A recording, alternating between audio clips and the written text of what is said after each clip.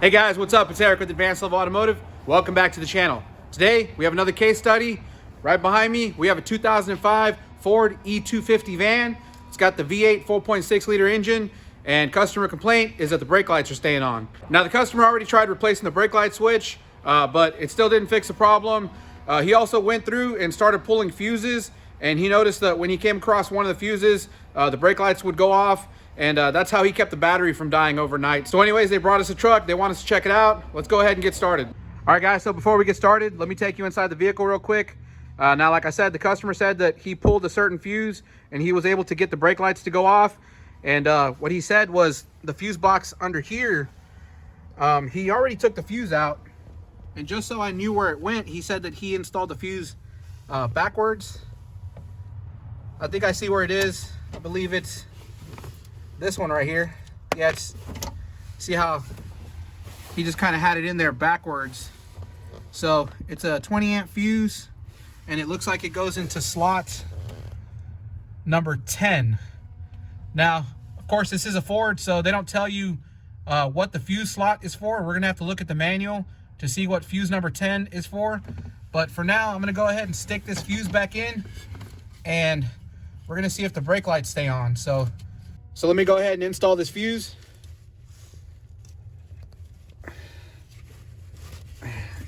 And we have our fuse number 10 installed.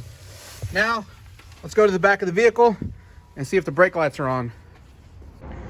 All right, so we're at the back of the vehicle. As you can see, our rear brake lights are on. Now, I don't know if I would call them brake lights, because it is possible that we're not dealing with the brake light circuit. Maybe it's an issue with the tail light circuit. Because if you look up here, the third brake light is not illuminated. Now, that may be just because the third brake light bulbs are out. That's real common on these things. They tend to get water intrusion, and those bulbs tend to go out. So, like I said, we may be dealing with brake lights. We may not be. It may just be the tail lights that are on. But either way, these lights are staying on. And, I mean, I forgot to tell you guys, but the key is not in the ignition. Let me show you. Key is sitting on the seat right here, and the ignition is not on. Now when I turn the ignition on, you'll see that our lights are still on. So let's go to the back. So I guess the question here is, are we dealing with a brake light circuit problem, or are we dealing with the tail light circuit problem?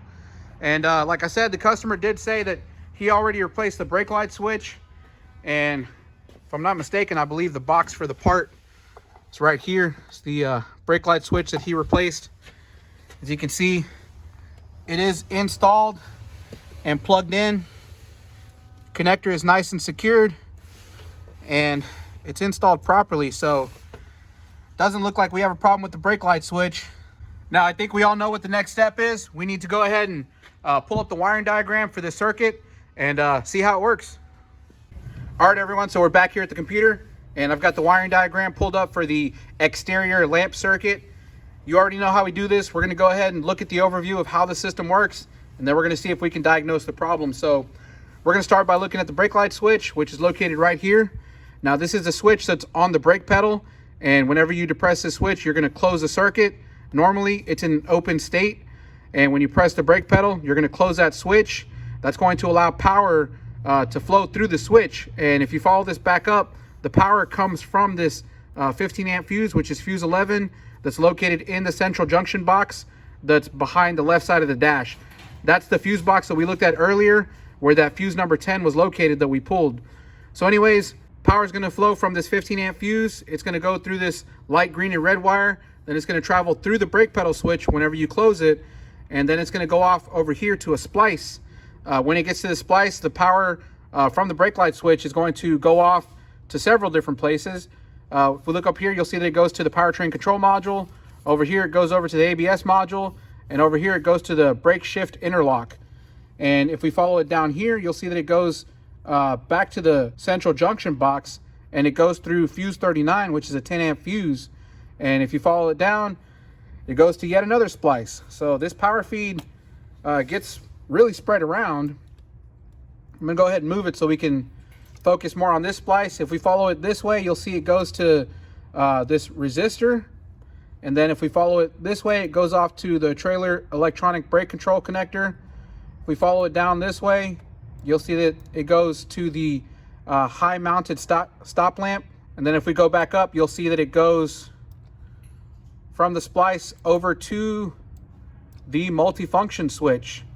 And inside the multifunction switch, if we look at the circuitry that's in here, it's a bunch of switches, but I believe somehow the power from the brake light switch goes through the multifunction switch, and it comes out on both of these wires here, and then it goes to the rear lamp assemblies. So if you follow it down over here, there's a rear lamp assembly over here. Then we have another splice over here. If we follow that wire, you'll see it goes down to this over here, stop lamp, turn lamp. We follow this one, we'll follow it back up over to that wire. So oh, the way this is the diagram is actually separated. So over here, this is for the cutaway van. This is not a cutaway van, this is just a normal van. So if we look over here, it's got the dotted line that'll take you across over to here, and it goes to the right rear stop lamp, and then the other one goes from here over to the left rear stop lamp right here. So hopefully that makes sense to you guys. Now if we move back up to the top of the diagram, let me go ahead and deselect all of this.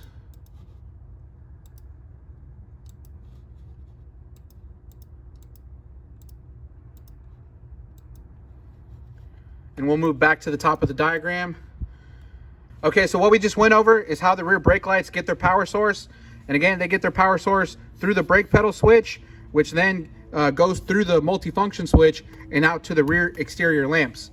So that's how the brake light system works. And again, we're not even sure if we're dealing with the problem with the brake light system. Like I said, the rear lights, there's also the tail lights, there's also the turn signal lights, hazard lights, and we could have a problem anywhere in the circuitry that's keeping those lights on. So again, that's how the brake light system works. Moving on to the next part of this diagram, if you look over here, this is fuse number 10. It's that 20 amp fuse that we pulled out of the fuse box. This is the one that the customer said that whenever he removes it, the lights go off. That's a good indicator that we may have a problem with the circuit that gets fed by this fuse 10. So what I'm going to do is I'm going to highlight this fuse 10 power feed, and we're going to see where it goes. So if we follow it down the wiring diagram, you'll see that it goes to the main light switch. So this is the headlight switch and tail light switch. So this switch, whenever it's on, it feeds the headlights and the tail lights. So if we follow the power source through the main light switch, we follow it out, and we'll see where it goes. It goes to several different power feeds, but if we look at it, it goes over to the rear lights. So again, this is for the rear tail lights. The power source comes through the main light switch, goes through a couple of splices, and it gets fed out to the rear tail lights. So is it possible that we have a problem with the main light switch? It is possible. It is possible that maybe we have an internal problem with the main light switch. It's probably keeping the circuit closed, and it's continuously feeding power out to those rear tail lights. I'm not sure, but I think one of the things that we could try to do is maybe just unplug the main light switch. It looks like it's pretty easy to get to. We may as well try to unplug it, and maybe while we're down there, we can probably, just to be sure, we can unplug the brake pedal switch, because if we unplug this, we're going to keep power from feeding out any of these circuits. So unplugging this is going to eliminate any problem in that circuit, and unplugging that main light switch is going to eliminate any part of this in the circuit. So I think that's the first thing we're going to do. It's simple, it's easy. So let's go ahead and move over to the vehicle, and let's try doing that first. All right, guys, so once again, moving back into the vehicle. And if you look over here, this is where you'll find the main light switch. If you pull this, you'll see that the headlights come on. So what we're going to do is we're going to try to gain access to the connector, which I believe we can do by pulling this panel off. So let me try to pop this panel off. I think it's just a few clips that hold it on. Yep. Luckily, I don't think there's any screws. There we go.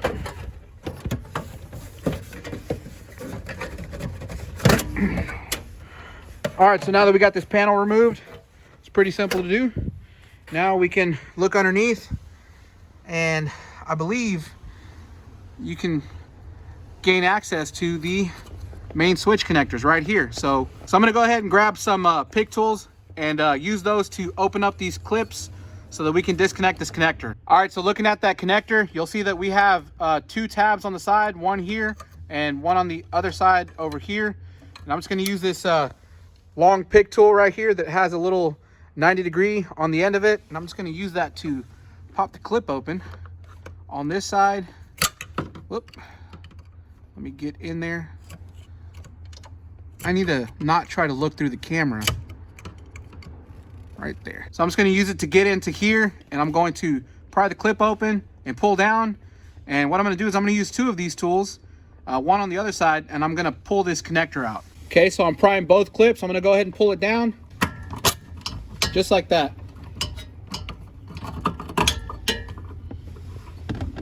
And now we have our connector disconnected. All right, so now that we have the headlight switch disconnected, let's go ahead and move to the back of the vehicle and see if these lights are off.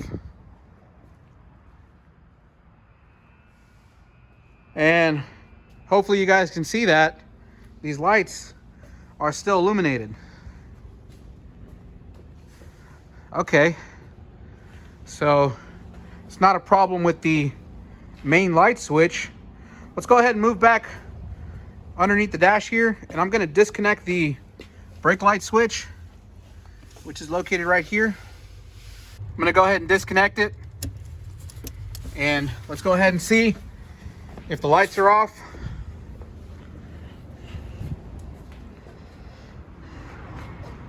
Man, our lights are still on. Okay, so what are we dealing with here? So let's go ahead and move back to the wiring diagram and see what to do next. All right, so moving back over to the wiring diagram. Now, we've already eliminated a possibility with the brake lighting system because we disconnected this brake light switch and our lights are still staying on. And then also we eliminated a problem with the main light switch because we disconnected this, but we still have power getting to the rear lamps. Now, the thing is that we know that if we pull this 10 amp fuse here, or excuse me, 20 amp fuse, which is fuse number 10, we know that if we pull this fuse, the lights cut out. But if we look at this diagram, it looks like the only thing this fuse feeds is the main light switch. But in fact, if we go back up and pay a little closer attention to the diagram here, you'll see the wire that comes out from the fuse is a dotted line. Now, this dotted line means that it's open for other circuits to be connected to it. So it's possible that there's other circuits that get fed by this 20 amp fuse. Also, you'll see that there's a splice S218. That splice indicates that this power feed also goes off to other circuits. So I think the next step is to find the power distribution diagram and see what else gets fed by this fuse number 10. So let's go ahead and do that. All right, guys, so here we are at the power distribution diagram. Now, I've already gone ahead and located fuse number 10, which is a 20 amp fuse. It's right here. This is the fuse that whenever we pull it out, the rear lamps go out. So if you recall in the other diagram, it shows that this feeds power to the main light switch. Again, we've already tried disconnecting the main light switch and the lights still stay on. So if we look at this diagram, we'll see that there's actually a few other components that get fed by this fuse number 10. So if we follow the power out on this tan and white wire, we follow it over this way, you'll see it goes to the vehicle security module. Now, if we follow it down this way, again, you'll see it goes to the main light switch. But if we follow it down this way, you'll see it goes to the multifunction switch. Now, this is really interesting because if you guys remember, according to the diagram, everything that powers up those rear lamps sends their power through the multifunction switch to light up those rear lamps.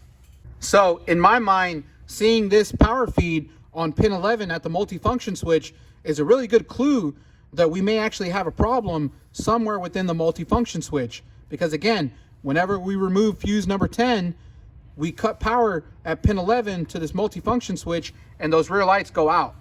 Now, I'm not really sure what this power feed is for. It just shows that it goes to pin 11 at the multifunction switch. It doesn't give us any internal circuitry as to what it does. And if we look at the diagram that we had before, it didn't show us a pin 11. So let me pull that diagram up real quick for the exterior lights. Again, going back to this diagram, I'm going to zoom in on the multifunction switch. And if we look around the multifunction switch, which is this whole thing right here, you'll see we have pin 1, pin 10, pin 6, pin 9, pin 4, pin 3, pin 5, pin 2, and a pin 2 again. We're not seeing a pin 11. So we're not seeing the circuitry that fuse number 10 feeds into the multifunction switch. So I think what I'm going to do next is I'm probably going to try to pull up some more wiring diagrams that are involving the multifunction switch. Maybe I can see how the internal circuitry works for how that power feed may be affecting or getting to these two wires right here. Again, pin 2 and pin 5 are the two wires that go out to the rear lights. So if we have a problem inside of this multifunction switch to where power from that 10 amp fuse, or excuse me, fuse number 10 is somehow being fed through pin 2 and pin 5 at all times, then we might be able to say for certain that the problem is the multifunction switch. So let me go ahead and dig through some diagrams and see what I can come up with. All right, guys, so I've located the diagram that shows the circuitry for pin 11 at the multifunction switch, and I found it under the headlight wiring diagram. So like I said, the multifunction switch on this Ford, it really is a multifunction switch. I mean, it does multiple things. Not only does it do the function for the turn signals, it also does the function for the headlights, for the high beams, low beams, and it also does the function for the wiper blades and the washers, if I'm not mistaken. So anyways, looking at this diagram, you'll see up here, we have our fuse number 10, which is a 20 amp fuse that's in the central junction box. Again, this is the fuse that when we pull it out, those rear lamps go out. So if we follow the power down, it goes to pin 11 at the multifunction switch. And you'll see inside of the multifunction switch, we have these two switches, one over here and one over here. Now, this dotted line in the center represents that those two switches move together. They're called a gang switch. So whenever this one moves over here, this one's also going to move over here. So we have to remember that those two switches move together. So if we look at this wiring diagram, we'll see that this is for the circuitry for the headlamps.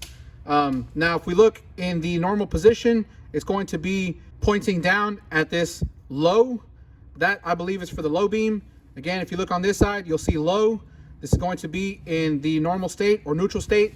And if you look, when it's in the low position, this power is not going anywhere. It's just kind of there. There's nothing connected to it. But if you look on this side, the power that comes from this main light switch, so whenever this main light switch is closed, it's going to send power through here, and it's going to go through this switch here. And in the low position, the power is going to come out on this side right here. And if we follow it down, you'll see the power comes out and it gets spliced over to what looks like the daytime running light module. So the DRL module is located right here. It gets fed power through this splice right here. And then if we follow the splice the other way, you'll see that it goes through fuse 31. But if you follow it here, it also goes over to fuse 25. So it feeds power out through here and it feeds power out through here. So I'm going to highlight both of those, and you'll see that those power feeds go down to the headlights. So if we look here, we have the right headlamp and the left headlamp. And again, these are dual beam headlights. So they're going to have two filaments, one for the high beam, one for the low beam. So again, in this position, this is the low beam. So it's going to be sending power through this filament here, which is for the low beam. And that's how we get the low beam function. So if we go back up to the multifunction switch, again, looking at the ganged switches here, whenever we put these switches into the high position, so we're going to flick the switch over this way to the high position. Again, this is not going to feed anything. It's just kind of an open circuit on this side. But if we look over here, when we switch this part to the high position, it's going to send power again from the main light switch down through here across to the high. And if we follow this high right here, it goes across out through this pin number 10, and it comes out on this gray and orange wire, and it goes down to this fuse number 30, which is a 15 amp fuse. And if we follow that down, you'll see that it comes out on this light green and blue wire. And if we follow the power coming out of there, let me go ahead and deselect the other ones just so we don't get confused. Okay, so if you follow that power feed coming out, you'll see that it goes down to this filament on the left headlamp bulb. And then if we follow it out this way, you'll see that it goes to the high beam filament of the right headlamp bulb. So this is for the high beam function. This is how the high beams get their power feed. It's going to be through this fuse number 30, which is a 15 amp fuse. And again, we follow it back up. It comes from the multifunction switch. And again, it comes from this switch being in the high position. So again, when this switch is flicked over here to the high, we're gonna get power that comes through the main light switch, through this high contact here. It's gonna go across over here and out through this wire. And again, this switch in the high position is just an open circuit. It doesn't do anything. So now if we look at the next function, which is this pass over here, this is where this fuse comes into play, this pin 11. So if we flick this switch over to the pass, which I believe, if I'm not mistaken, is the momentary switch for the high beams. So what I mean by that is whenever you're using the high beams in a Ford, if you push the stalk to the forward position, it stays locked into place and the high beams stay on. But if you pull the stalk toward you or toward the steering wheel, it's kind of a momentary switch so that you can flash your high beams at somebody. I believe that's why it's called pass. So if we follow this switch when it's in the pass position, you'll see that this switch over here, when it moves over to the pass position, it also looks like it's got a little splice here, but let's not pay attention to that. We'll go back over here. Again, we're gonna see that this switch, when it's in the pass position, is going to send power out through this gray and orange wire. We'll follow it down.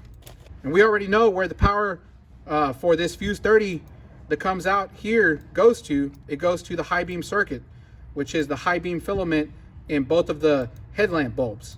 So essentially what that pin 11 is for the momentary flashing of the high beams. So now when we think about it, how is this pin 11 really tied in to anything that has to do with the rear tail lights? Because if we look at the circuitry, it doesn't have anything to do with the rear tail lights. The only lights that show up on this diagram are the front headlamps. So at this point, I'm not really sure how power from this pin 11 is getting out to the tail lights. Because again, if we look at the other wiring diagrams, again, going back to the exterior lighting diagram, if we look at this multifunction switch, you'll see that this shows us the function for the turn signals. So we have the left turn and the right turn signal. Again, these are ganged switches, so whenever they flick, they move together, and that's what sends power out to the turn signals. Again, pin 2 and pin 5 are where the power feeds for the rear tail lights go, or excuse me, come out through. So again, looking at the switch, if you look up here, you'll see this is the hazard switch function, which I forgot to mention. This multifunction switch also has the hazard switch on there. So whenever you push that hazard switch, you're moving these gang switches together, and it's going to send power out to these pins, pin 2 and 5. And of course, the front lights too, they also flash whenever you turn the hazard lights on. So there's a lot of circuitry here that feeds pins 2 and 5. Now, the question of how the power from pin 11 for the high beam function is staying on and continuously feeding pin 2 and 5, I really don't know the answer to that. And to be honest with you, I don't know if we can really figure out the answer to that, because there probably is no way to tell other than maybe opening up the multifunction switch, maybe taking a look inside, but then, you know, really, what are you going to be able to determine? And then really, what are you going to do to repair it? You're just going to end up replacing the multifunction switch anyway. So again, if we look at this pin 2 and pin 5, again, we know these go out to the rear tail lights. And if you look in this position, in this state, they both get their power through this connection right here, this contact right here, which is in an open position until this switch is closed here. So somehow we're continuing to have a power feed on pin 2 and 5. All right, so here we are at the steering column. I already went ahead and removed the covers so we can gain access to the multifunction switch. And the first thing I want to do is I want to disconnect these 3 connectors that are attached to the multifunction switch. And I want to take a look at them, because it is possible that we may have a burnt up contact, something like that, that's causing the power to short. And that may be what's causing our lights to stay on. So let's go ahead and start by disconnecting this connector here. I'm gonna go ahead and press the tab, push out on the connector. And actually, it doesn't look like I can disconnect this because it's hitting this little piece right here. Let me go ahead and take the 2 screws out for the multifunction switch. so that we can actually pull it off.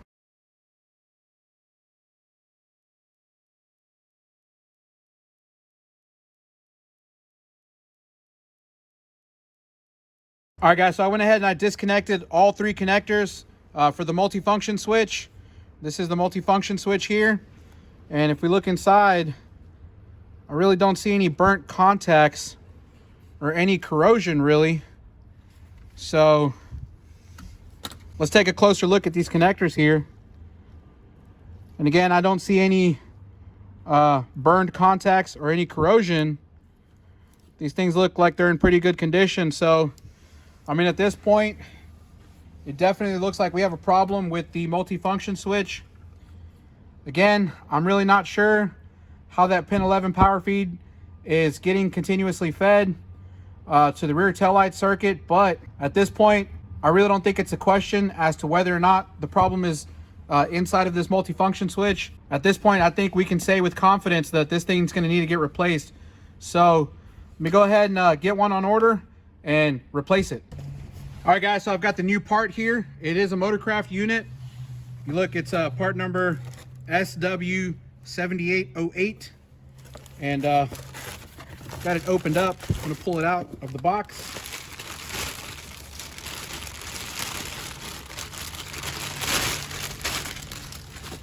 Now, this unit was not cheap.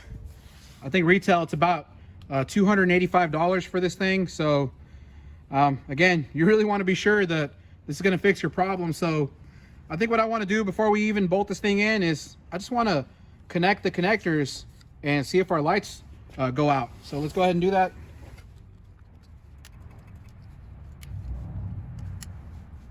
All right, so we have all 3 connectors plugged in. Now for the moment of truth. Let's go ahead and move to the back of the vehicle and let's see if the tail lights are on. Not at all what I was expecting. Our lights are still on. Okay. That sucks. But what does that mean? That means I made a bad call. Okay. So I put the multifunction switch in, the new switch, and we still have a problem. Okay, guys, so I know I'm not going crazy. I'm pretty sure I might have left something out. Now it's just time to figure out what I left out. So what I went ahead and I did is I just put the old switch back on. Again, it's not bolted up. But what I wanted to show you guys was the connector where pin 11 is located. So if we look at this connector here, this is the tan and white wire, which is pin 11. It's going to be the power feed that comes from fuse number 10. And again, if you guys recall, fuse number 10, whenever we remove it, the lights go out. So I think the first thing I want to try to do is I just want to disconnect this connector here, and I want to see if the lights go out. So actually, I have my brother. He's here to help me today. He's at the back of the vehicle. He's got his own camera, and he's going to be filming back there. I'm going to show you guys while I disconnect it here, and he's going to tell me what's going on back there. So let me go ahead and disconnect this.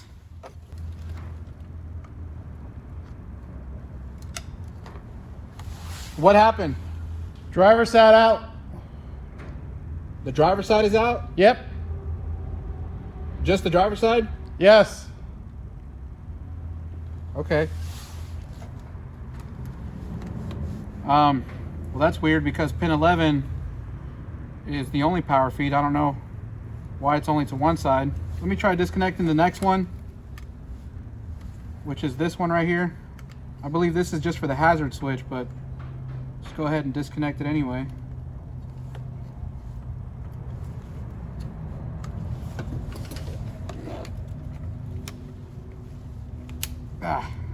Pull this thing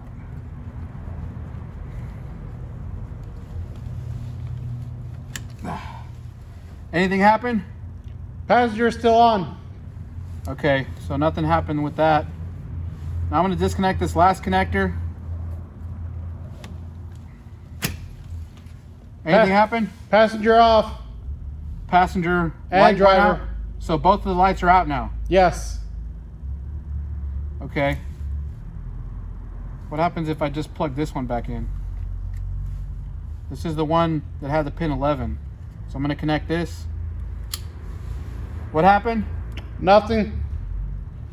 Okay, so nothing happens when that's connected. When both of them are connected. Whoop, I pushed the hazard switch. Hazards are on. Okay, yeah, what's on right now? Both lights. Okay, so when both connectors are connected, both lights are on. When I disconnect this connector, one of the lights goes out. Which light went out? Driver. Okay, so the driver's side light goes out when I disconnect this. I don't know how that's going to help us, but let's go ahead and take this information back to the wiring diagram and see what we can figure out. All right, guys, so before I go to the wiring diagram, I wanted to try something real quick. So what I went ahead and I did is I removed the tail light lenses, the housings. So as you can see, we have them both unbolted or unscrewed from the vehicle. And I went ahead and I popped out the light bulbs. You can see they're both illuminated. Now, what I wanted to do is I wanted to verify where the power feed was coming from, the power source for these light bulbs. So what I'm going to do is I'm going to back probe the connector. Let me set the tripod up here. All right, so what I have is my power probe here, and I have a back probing tool. And what I'm going to do is I'm going to back probe the connector, because if you recall, these bulbs have two filaments. One filament is for the stoplight and the other filament is for the tail lamp. So if we look at the wire colors, I know it may be difficult to tell, but we have the brown wire, and the brown wire is the power feed that comes from the main light switch, which is also known as the headlight switch. So what we're going to do is we're going to back probe this brown wire, and we're going to see if the power is coming from that circuit. And then after that, we're going to check the orange and blue wire, because that orange and blue wire is the power feed that comes from the multifunction switch. So right now we're on the brown wire that comes from the headlight switch. I'm going to go ahead and touch it with the power probe.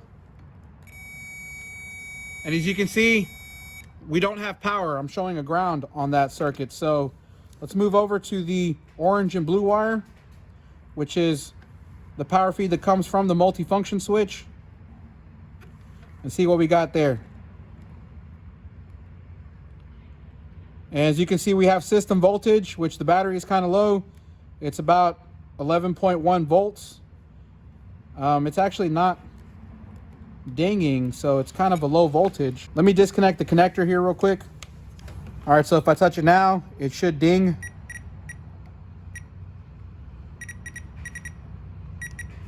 As you can see, we are showing system voltage is 12 volts, but it's kind of a weak voltage. So there's some resistance in there, because as you can see, the power probe, when it's a nice strong 12 volt source, it'll continuously show a red dot here. But in this case, you can see it's kind of coming and going, but we're still showing 12 volts, which is system voltage. So now that we verified that on this side, I just want to verify that on the other side.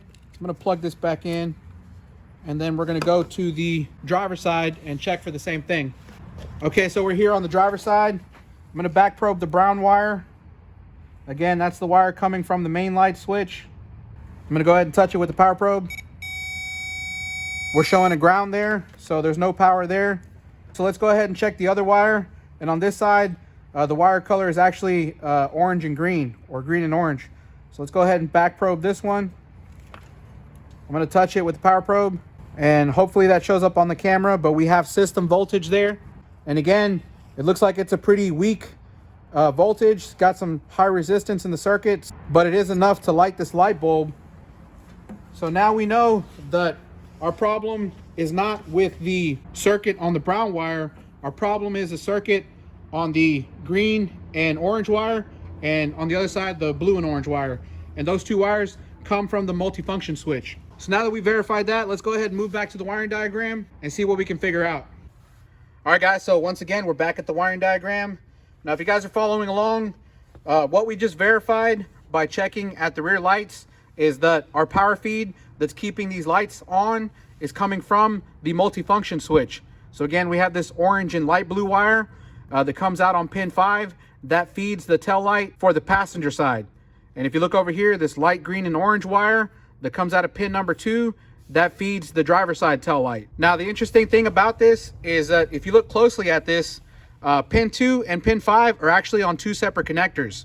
So if we look at pin 2, this is actually on the C202B connector. Let me zoom into that so you guys can see it a little bit better. All right, so hopefully that's showing up a little better. Again, if you look at pin 2, this is going to be the power feed that comes out of the multifunction switch, and it feeds the rear driver side tail light. And again, it's on connector C202B. Now, if you look at pin 5, this is going to be the power feed once again that feeds the passenger side tail light. And if you look over here, it's got this dotted line right here that's connecting it to pin 3. That dotted line just means that pin 5 and pin 3 are on the same connector, and that connector is C202A. So we can designate this as connector A and connector B. So once again, pin 2 on connector B is going to be for the driver side tail light, and pin 5 on connector A is going to be for the passenger side tail light. Now that's real important to note, because if you guys recall, when I tried to unplug the connectors on the back of the multifunction switch, we noticed that when we disconnected connector B, which is pin 2 for the driver side, this connector B is also housing pin 11, which is our tan and white wire. If you guys recall, our tan and white wire, let me pull up the other diagram for the headlights. Our tan and white wire is the wire that goes to pin 11, and that's going to be that fuse number 10, which is a 20 amp fuse that, again, whenever we remove this fuse, those lights go away. So if you look at pin 11, and if you follow, again, this dotted line that's right here, that dotted line is just saying that this pin 11 and this pin 9 are both on the same connector. And that connector right here is connector C202B. So again, connector B, as we're going to be calling it, is where the pin 11 with the tan and white wire and the pin number 2 for the light green and orange wire are located. Let me take you back to the vehicle and show you that. All right, guys, so once again, taking you inside the vehicle, what we're looking at is the back of the multifunction switch. And as you can see, we have a total of 3 connectors, but the 2 connectors that we're concerned with is going to be this connector here, which is C202B, and this is going to be connector C202A. We're just going to call them connector B and connector A. Once again, connector B is where we'll find the tan and white wire, which is located right here. Hopefully you guys can see it. This is the tan and white wire, and if you look at the plastic, let me see if I can zoom in on that. All right, so I don't know if you guys can see that or not, but on the plastic, you'll see that it's actually designated or labeled pin 11.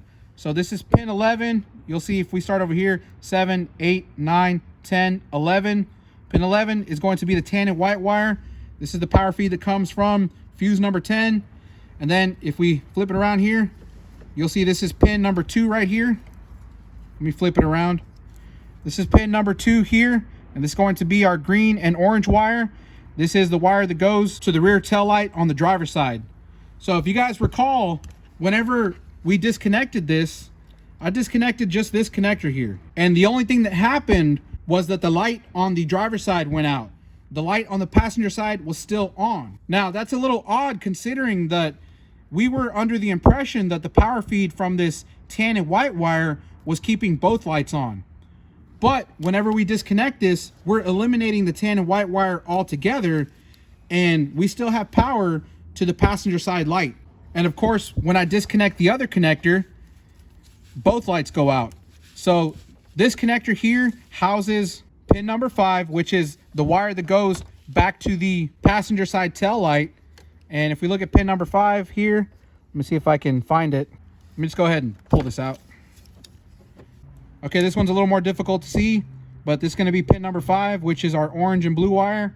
And again, this is where the power comes out of the multifunction switch and goes to the rear passenger side tail light. So what I can tell you right now, judging by the unplug it test that we did, is that the power feed or the power source that we're dealing with is not the power source on this tan and white wire. Because once again, if we just connect the tan and white wire, which is connector B, I'm going to reconnect it, and let's go to the back of the vehicle. All right, so moving to the back of the vehicle, you can see neither one of the lights are on. Now, if we connect connector A, which is the other connector, I'm going to go ahead and connect it. Now let's move back to the rear of the vehicle. you'll see that both of our lights are on.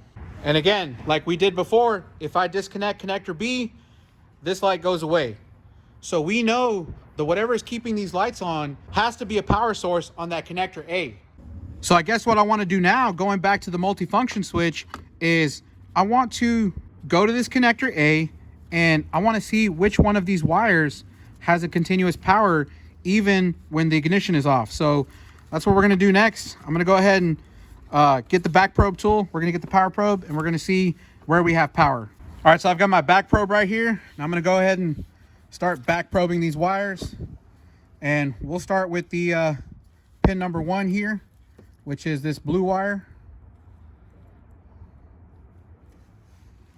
I've got my power probe here. I'm going to go ahead and touch it. We're showing a ground. There's no power there. Let's move over to pin number 2, this green and white wire. Let me touch it with the power probe. No power there. It's a ground. Let's go to pin number 3, which is a white and blue wire. We're showing the same thing. No voltage. Now moving over to pin number 4, which is this green wire.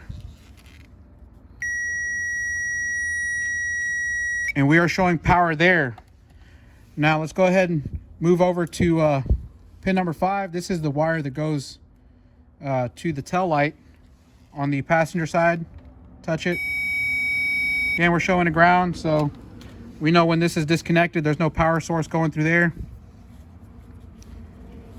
Then we're going to go to pin number 6, which is this green and red wire. I'm going to touch it with the power probe. We have power on pin number 6, which is a green and red wire. Now this is pin number 9, which is an orange and yellow wire. Let's touch it. No voltage. And finally pin number 10, which is a white and red wire. So I'm going to touch it. There's no voltage there. So what we found is that we have 2 wires that have a continuous voltage. Again, we have pin number 6, which is this green and red wire. And then we have pin number 4, which is this green wire here. So the next thing I want to do is I want to see which one of these loses their voltage feed whenever I disconnect or remove fuse number 10. So I'm going to go ahead and reach under the dash and I'm going to pull out fuse number 10. All right, guys, so I went ahead and I removed fuse number 10. Now we're going to go ahead and use the power probe and check pin 4. As you can see, we lost our voltage feed there. Now, just to double check, we'll go ahead and check pin number 6 over here. And we still have our voltage feed there. So it's normal to see 12 volts there. But as soon as we remove the fuse on this pin number 4, the green wire, we lost our voltage. So now what we need to do is we need to backtrace this, figure out where this power source comes from. And what we need to do is go back to the wiring diagram, see if we can figure that out. All right, so moving back over to the wiring diagram, I've already located pin number 4, which is a light green wire right over here. And let me go ahead and highlight it. If we look at this pin number 4, you'll see this light green wire. If we follow it back over this way, it goes off into a splice. Now, we've already kind of been over this wiring diagram, so let's follow it back up here. I'm going to follow it back through this fuse right here, which is fuse 39 in the central junction box. And then if we follow it up, again, there's another splice. If we follow it back this way, you'll see that it goes to the brake light switch. Now, we've already tried removing this brake light switch, so we know that our problem is not coming from here. So now the thing is, this circuit actually spreads out to a lot of different places. So again, if we follow it up this way, you'll see that it goes to the powertrain control module. If you follow the splice over this way, you'll see it goes to the ABS control module. If you follow it over this way, it goes to the brake shift interlock. And again, these are power feeds that are supposed to be coming from this brake light switch. So if we follow it down this way, we have this fuse 39. Again, it's a 10 amp fuse that's located in the central junction box. And if we follow that power feed down this way, again, it goes over to the multifunction switch at pin 4, which is where we're seeing power when we shouldn't be. But then if we follow the splice down this way, you'll see it goes to the trailer electronic brake control connector. So there's one place we could look. Then if we follow it this way, you'll see it goes to some type of resistor. I'm not really sure what this resistor is used for or why it's in the circuit, but it's a resistor that's attached to a ground. Now, if we look over this way, we follow it down here, you'll see that it goes to the center high mount stop lamp.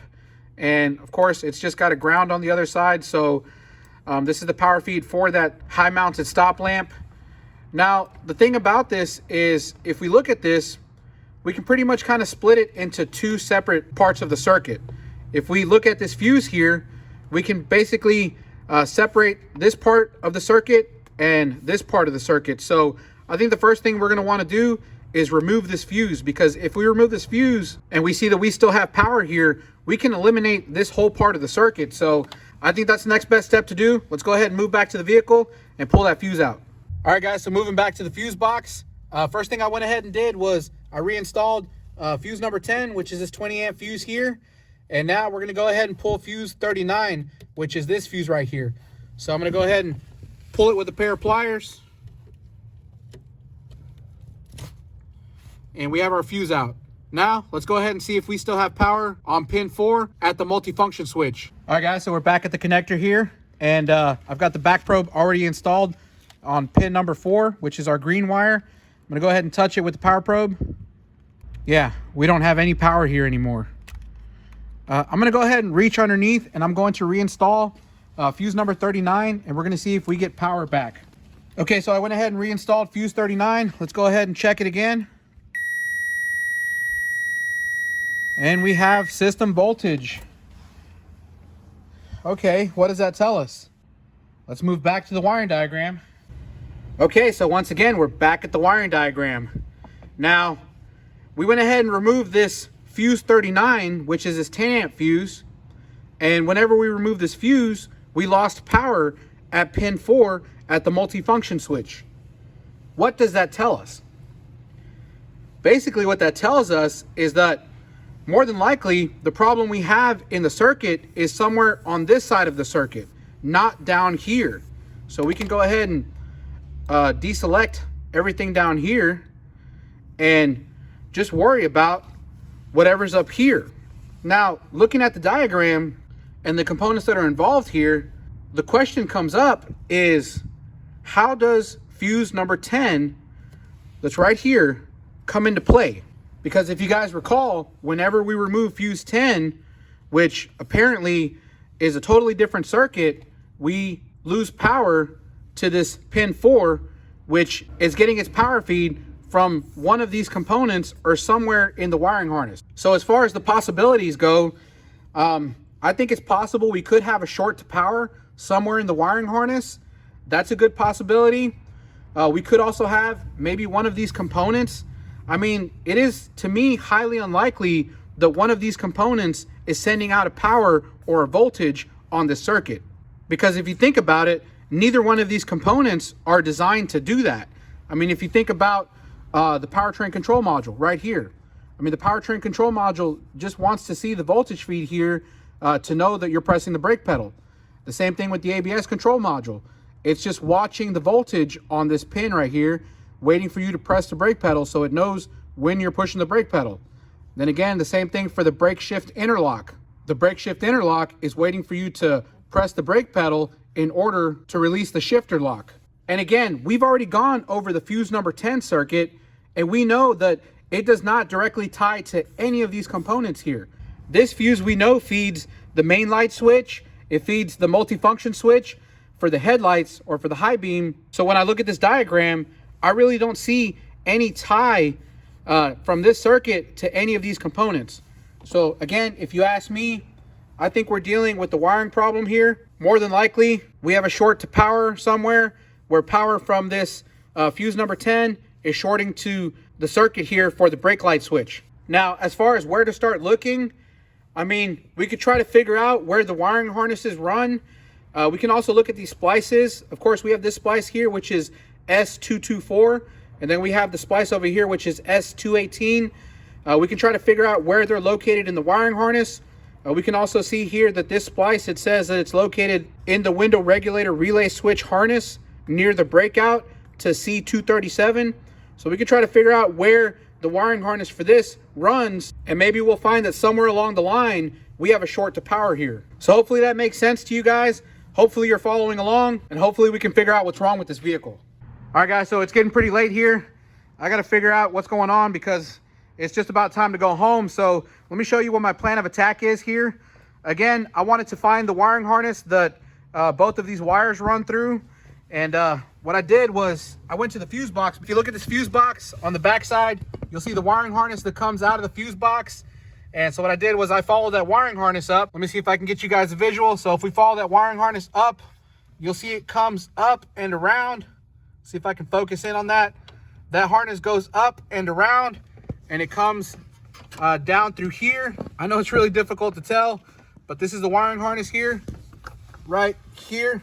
And so what I'm gonna do is I'm basically going to use my back probe that I have connected to the pin 4 here on the green wire, and I'm going to take my power probe and I'm going to use this little jumper wire here. So I'm going to plug this into the back probe here. Then I'm going to take my power probe and I'm going to use the alligator clip to attach to the end of the power probe. And of course we have a short to power, so we know that when we attach this alligator clip, this power probe is going to ding. All right, so now that I have that alligator clip attached to the end of the power probe, so you can see we have system voltage. I'm going to push this little button. That's going to turn the sound on.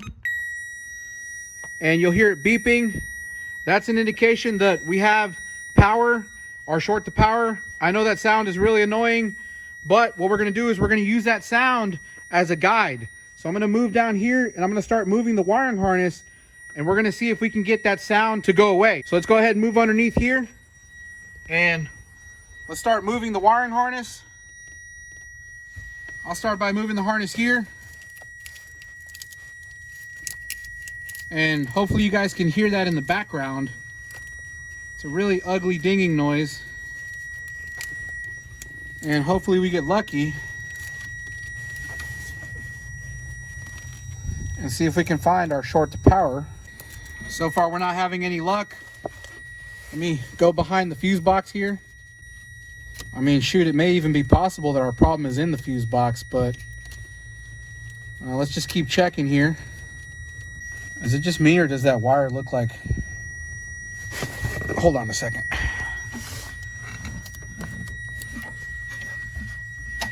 What is that? Let's see if I can focus. Move this out of the way. Do you guys see that? Is that like a bare wire right here? Yeah, it almost looks like this wire got cooked. What is that? Kind of looks like this melted or got really hot or something.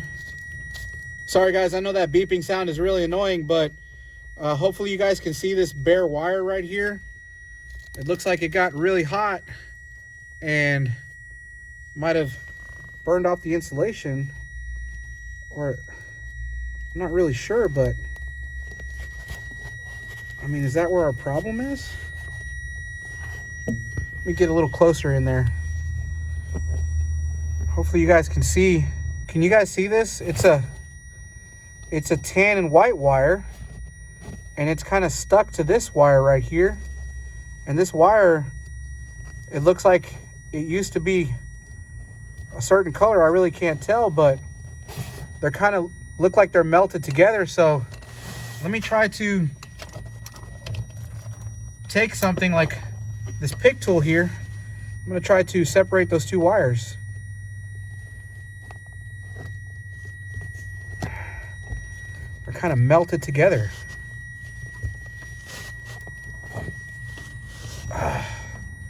Sorry guys, I know I'm trying to do this with one hand and hold the camera at the same time. Okay, the wires are separated now. No? Maybe up here? Well, this all seems like it's kind of melted together. Let me just try to separate these wires.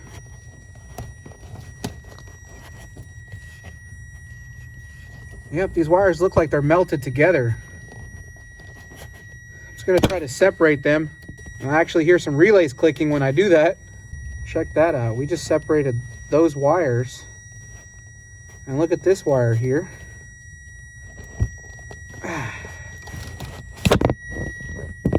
Sorry guys, I keep hitting the camera. The camera's really close in here. Look at this green wire here. All right guys, I don't know if you guys can see this, but these wires are all kind of melted together. I'm trying to do my best I can to separate them.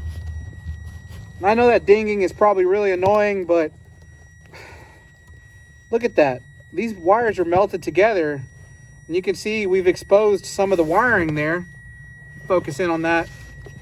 Yeah, you can see that the wiring is exposed there. Just trying to separate these wires, split them apart. See if we can get this short to power to go away.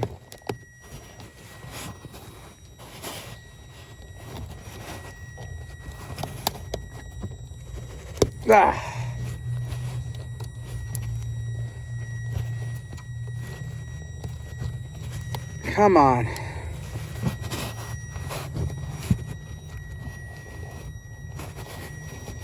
Just listen for that dinging noise or that beeping noise.